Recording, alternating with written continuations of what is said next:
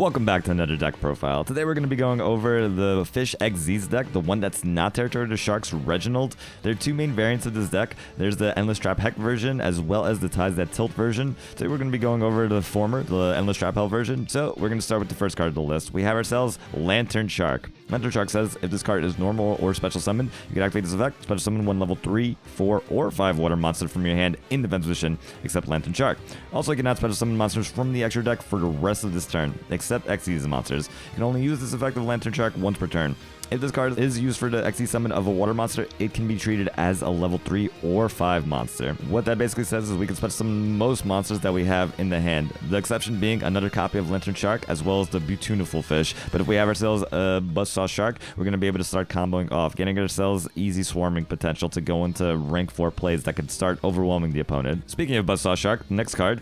You can target one water monster you control, special summon from your deck in defense position, one fish type monster with the same level as that monster, but with a different name. And if you do, it cannot activate its effects this turn. Also, you cannot special summon monsters from the extra deck for the rest of this turn, except XYZ monsters. You can only use this effect of Buzzsaw Shark once per turn. If this card is used for the XYZ material of a water monster, it can be treated as a level 3 or 5 monster. Now keep in mind, you could just use Buzzsaw Shark's effect to target itself, so that basically makes it a 1-card starter. Being able to special summon any other fish monster from our deck with the same level, that basically allows us to special summon either a Lantern Shark or a Silent Angler to go into rank 4. Now it does specify that the monster summoned off of Buzzsaw Shark cannot activate its effect. Now let's say Buzzsaw Shark is summoned, targets itself to special summon a Lantern Shark from the deck. They could still apply the continuous effect to be treated as level 3 or 5 monsters for the XZ summon of a rank 3 or 5 monsters. There's a lot of versatility that this one card provides, and it ends up being the main money card of the deck in my opinion. The next card is the Silent Angler. We played at 3. If you control a water monster, you can special summon this card from your hand, but you cannot special summon monsters from your hand for the rest of this turn.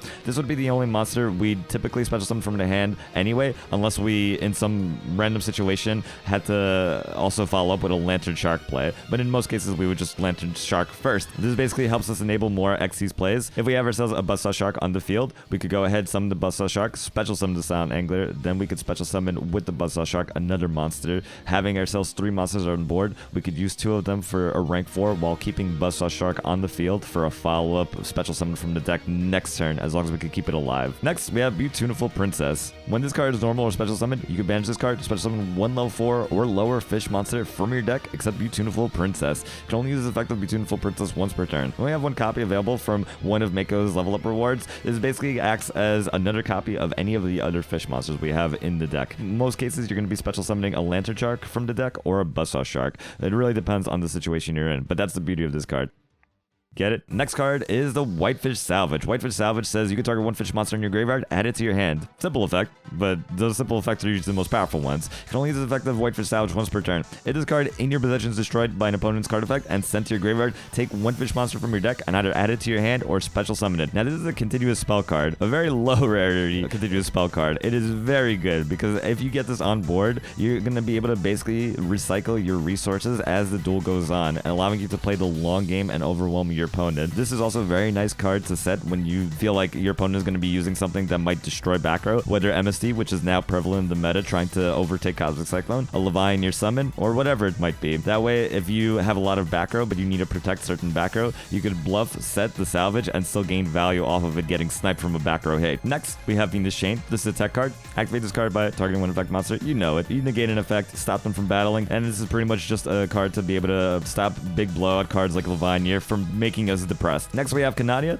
Canadia just lets us slip down. Also lets us special summon a monster, but the monster usually isn't the most important part. If only it was level 3 to 5, then we would have been potentially chilling. That's okay though. Next is Floodgate Trap Hole. Another flippy boy, same as Canadia. Helps us basically interrupt the opponent. We're really trying to be a control deck while being able to easily shift gears into being an aggressive deck. Now for a card that is a tech, but is very, very much synonymous with the build itself, it's Fish Depth Charge. Recently only available at 1 copies. Konami recently budged and allowed us to have 3 copies of this. So what the card says is tribute one fish monster to target one card in the field, destroy that target, and if you do, draw 1 card. So this looks like Ballista Squad on the surface, but the difference between this is, whereas Ballista Squad is a 2-for-1, requiring you to use 2 resources to destroy 1 card, this is a 2-for-1 that then allows you to get 1 back, so that you could maintain neutral card advantage while interrupting your opponent. It's very useful because all our main deck monsters are fish monsters, and with the swarming potential that cards like Buzzsaw Shark provide, it's very easy for us to have fodder on the field to interrupt the opponent with, allowing us to pretend that we have the versatility that Abyss Dweller with Infantry Pop has. Now into the extra deck. We're going to start with Bahamut Shark, which is a new rank 4 we got, well, new being relative, but a rank 4 that we got about a month ago now, which says that once per turn, you can attach 1 Xyz material from this card to special summon 1 rank 3 or lower water Xyz monster from your extra deck. This card cannot attack for the rest of this turn. This allows us to combo off with cards such as Fish Depth Charge while allowing to put pressure on the opponent with big beaters at the same time. So what you typically want to summon with Bahamut Shark is Submissible Carrier Arrow Shark, and that's only in a situation where you have yourselves some Fish Depth Charges to use. The big thing to keep in mind is Submersible Carrier Arrow Shark is a rank 3 that is also a fish monster, so you can summon it off of Bahamut Shark, and Submersible Carrier Arrow Shark can be used as tribute fodder for Fish Depth Charge. Arrow Shark does have an effect, but it requires detaching Xyz material, which it won't have when summoned off of Bahamut Shark, but that's okay. We really just choose Arrow Shark because it's the highest attack, rank 3 or lower water monster that we could summon off of the Bahamut Shark. We also have number 47, Nightmare Shark, another rank 3 that we could technically summon off of Bahamut Shark, but we also have another way of summoning it. It says when this card is special summoned, you can attach 1 level 3 water monster from your hand or side of the field to this card as an Xyz material. Once per turn, you can detach 1 Xyz material from this card, then target 1 water monster control. This turn, that monster can attack your opponent directly. Also, other monsters cannot attack. You can summon this off of Bahamut Shark, but it won't have any materials if summoned this way, so you're really only doing that if you really just need to swarm the board with beaters to overwhelm your opponent. But you do have another way of summoning this card. Both Buzzsaw Shark and Lantern Shark are treated as level 3 and 5 monsters as well for the Xyz summon of a water monster.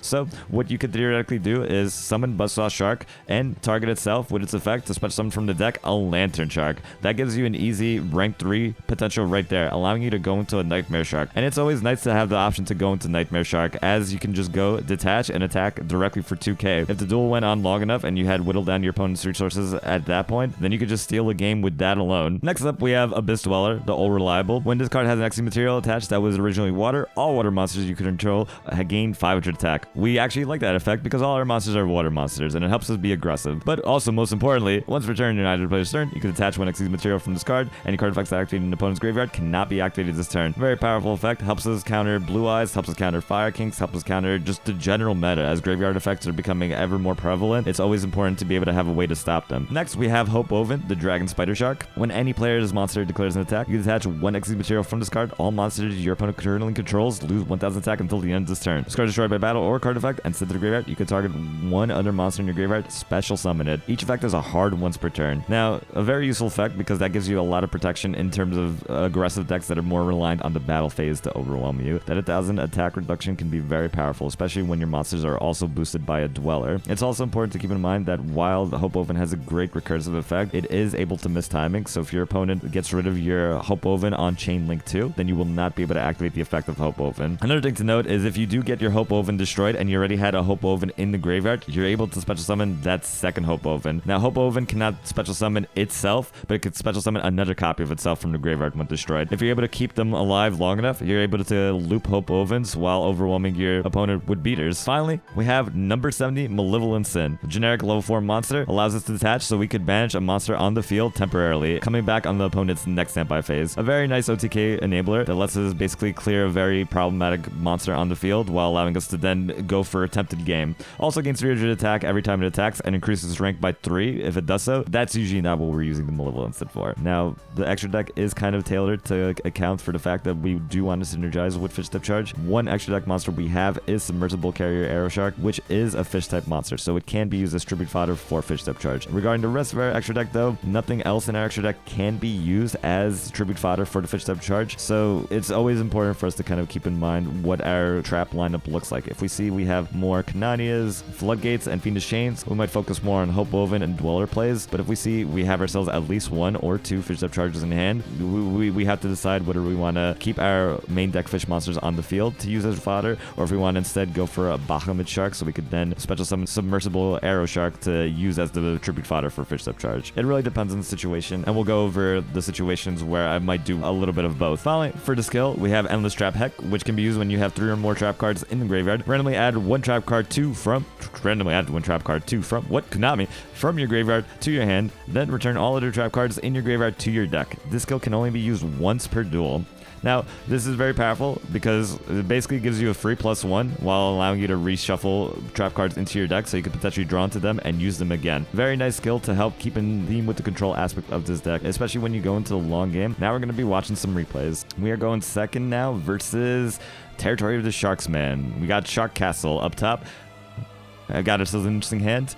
A lot of anglers, but we'll see if we can make this work. They're going to go ahead and normal summon the infantry, additionally normal summoning the marksman, going into the territory of the sharks so they can make themselves an Abyss Dweller. They're going to go ahead, they're going to set a back row, and they're going to end their turn. Now they have themselves both a face-up and face-down pop, so it's a little scary for us. No point in us going for Buzzsaw Shark, because we know it's going to get interrupted, so we're going to instead go for Silent Angler, see if they decide to pop it right away. They don't, so we go ahead, special summon the Silent Angler number 2. We do decide to go into Hope Oven just to try to see if we can bait out their face-up pops so we can keep our face-downs intact. Setting the Fiendish and the Floodgate, we're going to go into the battle phase. We're going to activate the Hope Oven's effect to detach. They're going to respond with the Fiendish Chain, so that means we do not get to kill their Hope Oven with the Abyss Dweller. That means they can now instead save their Abyss Dweller's effect to detach Marksman to pop our back row while keeping our front row controlled. So they do get to pop the Floodgate, so that's going to be their turn. They're going to normal summon the Gishki Chain now, allowing them to stack their deck, as well as having just a big boy. They're going to now detach the infantry with the Abyss Dweller, popping our Hope Oven. Hope Oven cannot special summon from the graveyard because Abyss Dweller prevents that. They're going to special summon an Angler now, and they're going to make their own Hope Oven. They have lethal on board. They're going to attack, but we're going to Fiendish Chain that Hope Oven. We're going to say no lethal for you as they attack with 1700. We now have no interruption that we have to deal with, and we do have ourselves a starter in hand. We have Fish Step Charge as well off the top of the deck, so we're going to go ahead, normal summon Buzzsaw Shark, special summon from the deck, the Lantern Shark. That's going to allow us to go into Bahamut Shark, which is going to allow us to detach and special summon from the extra deck, the Submissible Carrier Arrow Shark. We're going to set ourselves the Fish Step Charge, and we're going to attack into the Abyss Dweller with the Arrow Shark. We can't attack with Bahamut Shark, but it wouldn't serve us any purpose to anyway in this situation. So we're going to end our turn. They're going to go ahead, they're going to set a monster, and they're going to end their turn. We're going to go ahead, we're going to rip into Canadia, so we're going to just set that. We're going to swarm the field, special summon the Nightmare Shark from the deck, and we're going to attack into their set monster, which is the infantry, with the Arrow Shark, ending our turn. We're going to see if we could be in a situation where we could make this Hope Oven mistiming. However, the fact that they set a back row here made me want to go ahead and activate Fish Step Charge in the end phase so that we could tribute the Arrow Shark to pop their Hope Oven. Now, we didn't make the mistiming, but the reason why I did this here instead of later on is because I wasn't sure if that face down might have been a Forbidden Lance that would then basically negate our Fish Step Charge and make us lose out on the draw afterwards. We could have technically used the Canadia and chained the Fish Step Charge to that, but then I wasn't sure if we'd draw into a monster and be able to push for game, especially not knowing what that back row is. So we just decided to do it this way, knowing the Gishki Chain and anything else they'd summon wouldn't matter. We have ourselves Endless Trap Hell. We have ourselves Silent Angler for follow-up, just to put a little more pressure on them attack-wise, and that's game. We are going first now versus Yami Yugi. Alright, they got themselves a 25 card deck. When I see a thick Yugi deck now, I'm going to assume it's Fire Kings. We are going first, so we're going to go ahead. We're going to normal summon the Buzzsaw Shark. We're going to special summon the Angler. That's going to allow us to then target the Angler so we can special summon from the deck another Buzzsaw Shark. We're then going to go ahead and make the Abyss Dweller. We're going to then go ahead and set a back row and end our turn. Now we have ourselves a Buzzsaw Shark on the field for follow play in case we can make that Buzzsaw Shark survive, which could help us go plus further in the duel. As they go ahead, they activate the Fire King Island. Fire King Island is going to pop from the hand the Garunic so they could add Arvada from the deck to the hand. Normal summoning that Arvada, they're going to set a back row and end their turn. We're going to go ahead and we're going to activate Dweller's effect in the draw phase before Garunix gets to activate. We're going to try to prevent the Garunix from coming back. However, Arvada is here to negate the effect of the Dweller. We do play around that by activating the Fiendish Chain. Now, this right here is a bit of a misplay in the sense that we should have just used Fiendish Chain first, because if this back row was a Book of Moon, what they could have done in response to our Fiendish Chain was flip down that Arvada, keeping it safe from a negate, and while having its own negate go through, stopping our Dweller's effect and allowing the Garunix to come back and wreck our lives. But we weren't punished, so that's fine. As we get to successfully negate the Arvada's negate, we get to negate their graveyard effects as well. We now activate Buzzsaw Shark's effect, special summoning from the deck, a Lantern Shark. We got more advantage now. Hope Woven is here. We have ourselves a big boost. We're going to go set a back row, setting the Canadia, and we're going to go special summon the Sound Angler. We're going to go into the offensive. We're going to attack with the Dweller first. We're not going to activate the effect of Hope Woven. We want to test out for any hand traps by attacking with Angler first, and we don't want to be punished in that situation. So by not reducing their attack by 1,000, we could poke with Dweller and Angler first to test out the waters, pun intended, and then if we're able to, we'd go for game. But the Canadia says, no, not today. If that was a Book of Moon, we would have been screwed, but that's okay. So we don't attack with Hope Woven. We're afraid of D-draw. As they go ahead, they activate Fire King Island to pop the Barong in the hand so they could search the Garunix from deck to the hand. They're going to normal summon another Arvada. Arvada is going to go in and attack the Angler. We're going to flip down that Arvada face down. We know that we're going to have to deal with that Arvada anyway, because otherwise it would negate our Dweller's effect. Maybe the Barong isn't the most pressing thing for us right now, but also if we kill that Arvada without activating Dweller's effect, it's going to special summon Garunix anyway. So we're going to want to activate Dweller's effect. So we do that successfully. They did special summon Canadia from the graveyard in response to our Canadia. So we go ahead, we rip into another Canadia. We attack with the Angler, their Canadia. We attack into the Garunix with our Dweller, and we attempt to attack directly for 2600. We know this is not game, but at this point, we know that we have ourselves a way to play through most things they could do, especially with the field we have now. We're going to let them D-draw. At this point, I'd rather them D-draw into a big push rather than draw into some nonsense like a hand trap that would just stall this game out longer. So they're going to go ahead, activate Fire King Island, popping the Garunix. They're going to search from deck to the hand the Barong. They're going to then activate Onslaught to Fire King, special summoning another Garunix. I don't care about editing this because I have a plan, and it might not seem obvious, but that's okay. As they summon Arvada, they're going to attack to the Angler. They summon the Garunix. We're going to flip it down. We're going to say, you're not going to get destroyed in the end phase, and just for kicks, we're going to special summon our own Canadia from the graveyard in big PP attack mode. Alright, now it's our turn. They have effects, so they're going to special summon Garunix from the graveyard, that was popped last turn, to pop all the monsters.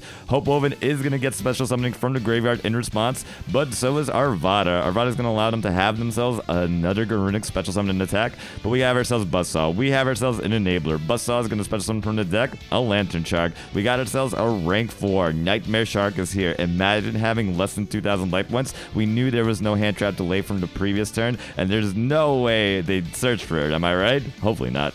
So we're going to detach. We could have actually detached to make a Canadia attack directly for game, but I forgot, so we didn't do it for the culture. I apologize, but we won anyway. We are going second versus Akiza up top. So they got themselves a 22 card deck, so I'm going to assume this might be Thunder Dragons. We have ourselves Lantern Shark and Beautuniful. So Beautuniful can summon anything from deck, which is nice. However, Lantern Shark can't special summon Beautuniful, which is a little awkward. They're going to go ahead and normal summon the Lupine, banishing from the hand the Dark so they could banish from the deck the Dragon Roar. Getting to activate both of their effects when banished so they can special summon as well as search.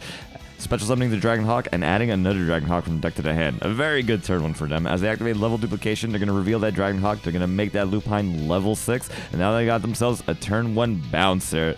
We got Dragon Hawk going to discard so we could special summon from the bench pile the Dragon Roar. Now Bouncer makes things a little difficult. We do top deck into the Angler though, which is good. Lantern Shark, we're not going to activate its effect. We're going to special summon the Angler. We're going to double back row set both the Fish Step Charge. Now, if we wanted to go for the Bahamut Shark here, or any Xyz play, we could have activated Lantern Shark's effect, baited out to the gate, and then special summon the Angler anyway. But Bahamut Shark into Arrow would have been pointless here because we'd only have one resource to be able to use the Fish Step Charge with, and the second Fish Step Charge would be dead. So we wanted to keep both fishes on the field. As they activate Charge, they mill double Levy. They go ahead and add Raiden from deck to the hand. They mill some more with Raiden. They milled another Levy as well as Melody. So we know they have all 3 levies in the graveyard now. They've already used their level dupe, so they couldn't make M7 to get it back. So we're chilling. As they go into battle, they try to kill the Angler. We use Fish Step Charge to pop their Bouncer. They redirect attack into Lantern Shark. We use the second Fish Step Charge to pop their Roar. The Roar is going to get special summoned from the deck, but it's going to be in defense position and is going to return to the hand at the end of the turn. So we're going to go ahead and take the 1700 from Raiden. We're going to hope we top deck into a monster for a lethal push. Raiden going to mill 2, and so far we're in a more dominant position now, knowing we don't have to worry about Levy, at least immediately. Top decking into traps, that's okay. We still have Beautuniful to tutor into whatever we need. Special summoning from the deck the Buzzsaw Shark so that we could activate its effect to special summon a Lantern Shark. We don't want to top deck into Lantern Shark, so we just get it out of the deck now. We go ahead, we make the Hope Woven, we set triple back row. We're going to attack into the Raiden. We are going to detach. They're going to go ahead and activate Circaribo, blocking our attack. So we're going to be in defense mode now. they're going to go ahead. They're going to activate another Charge the Light Brigade. A very questionable Charge the Light Brigade when they had like 4 cards left in the deck, as they add nothing because obviously they were going to mill their last Raiden. All right, Lupine here, nothing to banish with Lupine. They go into Malevolent Sin. We immediately flip that down because that is risky. As they go ahead, they activate Dragon Roar from the hand to add Dragon Duel from the graveyard back to the hand. They're going to banish a light and a dark, banishing the Levy as well as the Hawk, so they can special summon the Dragon Duo. Dragon Duo is going to try to kill the Hoboken. Now this is what we want to flip down as well, because we're not going to let them be we're not going to let them stay up by the end phase of our turn. We don't want them to get that banished Levy back in the hand. We're going to draw to Fiendish. We're going to activate Endless Trap Hell, adding back the Canadia randomly, returning the rest of our traps to the deck, and we're going to go ahead, set all our back rows yet again. We're going to put the Hoboken into attack. We're going to kill the Spider because that is the most dangerous threat to us right now, and we're going to end our turn. They have Duo face up on the field, but they have no cards left in the deck, and even if they did, even if they had the long game, we had all the traps. We are going first. They are activating the Ultimate Dragons, as you would expect. We have ourselves a pretty interesting hand. We have some Fish Step Charge, so we're going to see what we do here. We're going to activate Beautiful Tuna Fish on summon to special summon from the deck the Buzzsaw Shark. Activating its effect to special summon the Lantern Shark from the deck, special summoning that Angler so we could go into a rank 4, make that Dweller so we could be ready against the Ancients discards. We keep the Buzzsaw on the field so we could have it for the follow-up turn, so we get to continuously plus as long as we keep the Buzzsaw in play. We're going to set the Whitefish Salvage just for the bluffs. We're going to set the Fish Depth Charge and kind of try to scare them. They normal summon the Ancients in attack, then they activate the Sage to send that Ancients to the graveyard to special summon from the deck, but we interrupt that by tributing the Buzzsaw Shark to pop that Ancients. A little sad to get rid of the Buzzsaw Shark, but we have a set that can help mitigate that. As they go into the end phase, we trick them into thinking we're forgetting to activate Dweller's Effect, but we toggled on activating the Dweller's Effect before the Ancients was able to activate, detaching the Angler to do so. We're going to go ahead, we're going to flip up the Salvage on our turn so we could add back the Buzzsaw from the graveyard to the hand. We're going to set that Fish Step Charge. We're going to...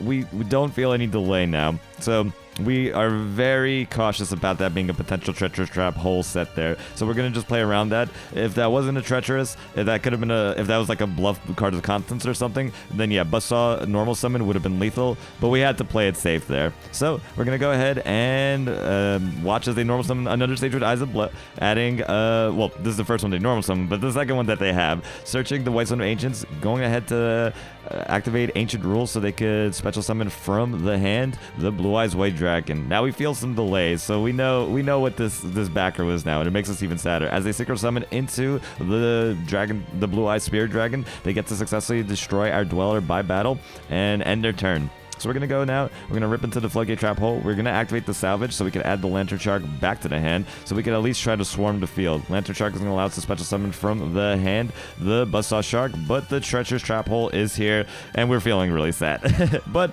we have Floodgate set, we still have follow-ups. Salvage makes it so that all these big blowout cards like Treacherous don't hurt us as much as they would in most situations. They do tag out into the Azure Eyes in the end phase, giving themselves targeting and destruction protection until the end phase, so we're going to have to really hope they don't have the most big PP push. As they activate Silver Dragon's effect to special summon the Blue Eyes from the graveyard in the standby phase of their turn, we are going to Floodgate that Blue Eyes. They're going to then activate Cards of Constance, discarding Ancients so they could draw 2 cards, and they're going to just go straight into the battle phase, attacking us with Azure Eyes, leaving us with 1200 life points left. In the end phase of their turn, they're going to be special summoning Blue Eyes White Dragon. Now this is where we were scared.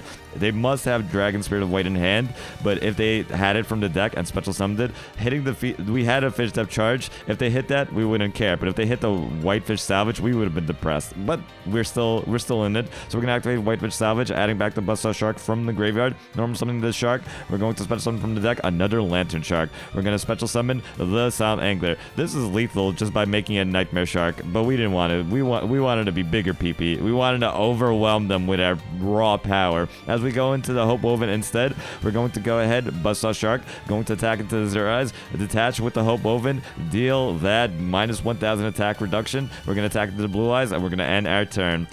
Who needs lethal when you could just flex? As they activate White Stone of Ancients effect, add back Blue Eyes from the graveyard to the hand. We had Fiendish to deal with anything. We had Fish Step Charge to deal with anything. We were protected by this point, and so they scoop it up. We got ourselves a replay versus Yuma and Astral. We're both streaking out here, so this is going to be an interesting duel. They are playing a 21 card deck, so we're going to see if this is Thunder Dragons or Onomats or anything else. We got the Buzzsaw, we got the Angler, got ourselves a Fish Step as well, so pretty interesting hand. Let's see what they go and do. They go ahead and normal summon the Gaga Sister, adding the Bolt from the deck deck to the hand, activating the onomatopoeia so they could then reveal the glove as well as the head, so they could return both to the deck, adding instead another head as well as the Gaga code from the deck to the hand. They're then going to reveal that code so they could special summon it, then activate Sister's Effect, making both of those monsters level 6 so they could go for a turn 1 bouncer, ending their turn. Negate could be a little oppressive for us, especially since we're very monster effect heavy. We have Canadia. This is a situation where if we had Book of Moon, this would have actually just been lethal by that point, because we'd be able to bust on to another monster, special summon Angler, go into the Spider, Malevolent, banish the bouncer that was face down, flip from Book of Moon, and it'd be lethal. But instead we have to play through it now. So Buzzsaw Shark gonna summon. We're gonna activate our effect to force them to negate. They take the bait. We still have ourselves an Angler, so we could still make some Xyz plays. Now, we didn't have Fish Step Charge. I probably would have considered going to Hope Woven just to beat over the bouncer, but that would be scary because we know they have a head for the follow-up. So instead, we're going to do the safe play. We're going to go into the control aspect of this deck. Special summoning the Arrow Shark from the deck using from the extra deck using the Bahamut Shark. We're going to triple back row set, and we're going to end our turn. I'm going to force them to make the pushes. As they tribute over their bouncer, normal summoning that Gaga head, and as a level 6 now because it wasn't normal summoned with no monsters on the field. So they're going to special summon from the graveyard the Sister and the code. They're going to then activate the Gaga Bolt. We knew they had it, so we're going to wait for them to use that first. Using the Fish Step Charge that they targeted, we're going to tribute our Arrow Shark so we could pop their code, and basically leaving them with no options unless they played the Heliopolis, aka any rank A. We probably should have hit the Sister in this situation because they would have been even more walled. They had no more special summons, so leaving that code wouldn't have really been a threat to us, but we misplayed. That's okay, never punished. As we go ahead, we normal summon the Beautiful Princess, banishing it so we can special summon from the deck the Buzzsaw Shark. Buzzsaw Shark is going to be able to special summon from the deck. We'd have options. We'd be able to make more rank plays. We'd be able to banish. We'd be able to use Whitefish Salvage to get another card back, and that would have been lethal. We are now going second against Sartorius Kumar. This is a post-ban list, so this is going to be the spicy duel of this video. We have ourselves a pretty nice hand. We have Beautiful and Buzzsaw Shark. Beautiful can tutor into the Lantern Shark, so that's going to be a very nice turn 2 for us. They are going to go first. Not Master of Destiny, however. It is Light Barrier. Is this Malefics? Or it could be Noble Knights, actually. They're going to activate the Light Barrier that was set, then they're going to banish from the deck the Blue Eyes White Dragon so they can special summon Malefic Blue Eyes White Dragon. Normal summoning the Ancients. They got themselves a synchro play. Blue Eyes Spirit Dragon is here. They're going to then activate in the end phase the White Stone of Ancients to special summon that Prismatic Dragon Spirit of White and end their turn. A pretty unexpected turn 1 play from Sartorius, but we have ourselves a pretty busted turn 1 play for ourselves. We're going to go ahead, normal summon the Lantern Shark. Since we tapped into it, we're not going to use the Beautiful just yet. We would rather just say the Beautiful until we actually need a specific card, whereas in this situation, we already had all the specific cards we needed. So, Lantern Shark can special summon the Buzzsaw Shark. Buzzsaw Shark is going to special summon a Sound Angler from the deck. We're going to use both so that we could, both the Buzzsaw Shark and the Angler, the defense vision monsters, so we can make a Dweller. Now, this seems questionable, but we need a monster in the graveyard. So we're going to detach with Dweller, the Angler, and then we're going to activate Whitefish Salvage so we could salvage that Angler. Activating it to get the Angler back into the hand. We didn't special summon the Angler from the hand yet, so we're going to do that so that we can go into rank 4 using that Lantern Shark. We now have a Hope Woven with 3100 attack. We're going to set our Fish Step Charge. Can't use it, but we may as well get it ready anyway. We're going to go ahead and attack into the Spirit Dragon, successfully killing it. Now, we are going to attack. We can activate the Hope Woven's effect just to pressure them to special summoning from the hand. We're gonna reduce the attack of the Spirit by 1000, which is gonna prompt them to tag out that Spirit of White into a Blue Eyes White Dragon. Now we can't reactivate the effect of the Hope Woven, so we're just gonna end our turn. They're going to go ahead. They're going to pretend like they're playing Arcane Force, and they're going to flip tails, so obviously it doesn't bode well for them, as they activate Cards of Constance, because Blue Eyes, am I right? Discarding the White Stone of Ancients to draw 2. We're just going to say, screw it. Let's detach now. Screw waiting. I mean, we probably could have waited until at least after the battle phase to use Dweller's effect, but that's okay. I shotgunned it. They're going to go ahead and rip it to a Melody, adding from the deck to the hand the alternative as well as the... well, no, actually discarding the alternative so they could add from deck to the hand the Blue Eyes and Levianeer. They had alternative, but they needed something better. Banishing 3, including the Malefic Blue Eyes White Dragon, so darks and lights, so they can special summon Levianeer. Now they go for the front row, very likely because there was no delay on my back row at the time since I had no targets to use it. So they might have been playing around a set Whitefish Salvage that they thought I was going to try to bait them out with the special summon from the deck.